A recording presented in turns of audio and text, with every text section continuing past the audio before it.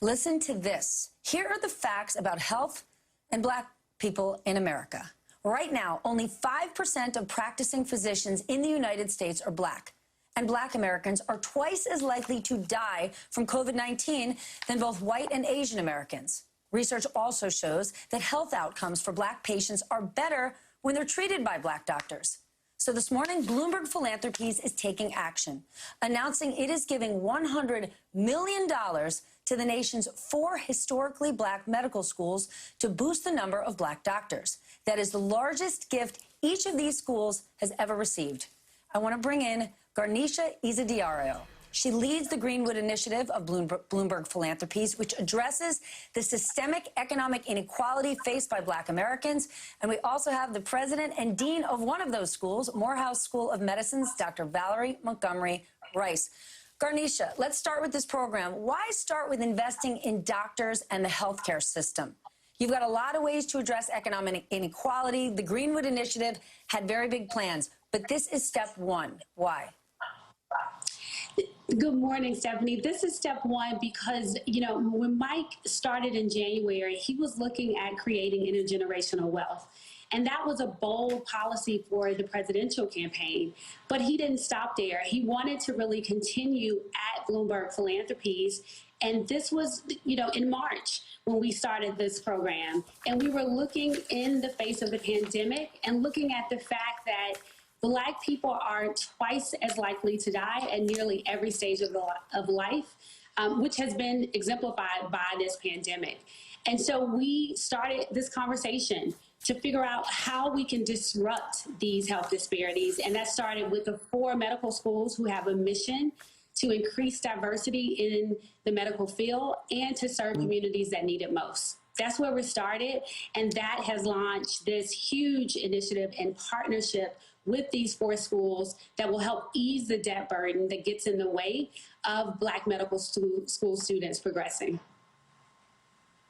Dr. Rice, what does this program mean to you and your students? So first of all, good morning. Thank you for having us. And thank you, Mayor Bloomberg, for keeping your promise. This is so important to us. For our medical students who on average will graduate with about $285,000, imagine someone giving you a gift of $100,000. Therefore, you're going to have more choice.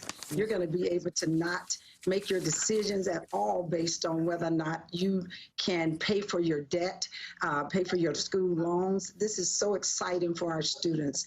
And it really does do something that I think is really important with the Greenwood Initiative. It says to those Black physicians or those Black medical students who are out there, we see you. We value you. We believe in you. We know that having more Black doctors will save Black lives. So we're really excited here at Morehouse School of Medicine to accept this gift along with my other 3 schools. I want to stay on that because it's not just the coronavirus. A study last month found that Black babies are more likely to survive when they're cared for by Black doctors. Why is race an issue here? So, I have, as an obstetrician gynecologist, reproductive endocrinologist, and a fertility specialist, I have a long history of caring for Black women and all women. And when I trained at Grady in the 80s and saw that it was really about the social determinant, it was about access to health care, it was about whether or not we could get women in for prenatal care, et cetera. Now we've seen the pendulum shift because what we know now is that we see the coverage. Everyone has Medicaid. If you're pregnant, you can have access through Medicaid. So you have access to a doctor. So it was really disturbing to me when this study came out. It looked at about 1.8 million births over about a 20-year period of time, and it saw a significant 2 to 3 times risk of a baby dying if they were cared for by a white physician versus a Black physician. So the first thing it tells me, am I seeing unconscious bias? Am I seeing conscious bias? Is there a communication gap? Is there a cultural competence that really does help this provider understand who is sitting in front of him or her? Do they understand how to motivate the patient to do what's required for them to be successful? But also, when it comes down to the patient complaining, are they listening? Are they actually listening to the concerns that the woman has? And so we really need to do a deeper dive in this. At Morehouse School of Medicine, we have a Center for Excellence in the Reduction of Maternal Mortality and Infant Mortality. And these are the type of areas that we're going to be looking into. Well, Bloomberg's listening, and he just put $100 million up to address this issue. Thank you both for joining me this morning. Congratulations and good luck with the initiative. That wraps up this very busy hour. I'm Stephanie Rule. My friend Hallie Jackson picks up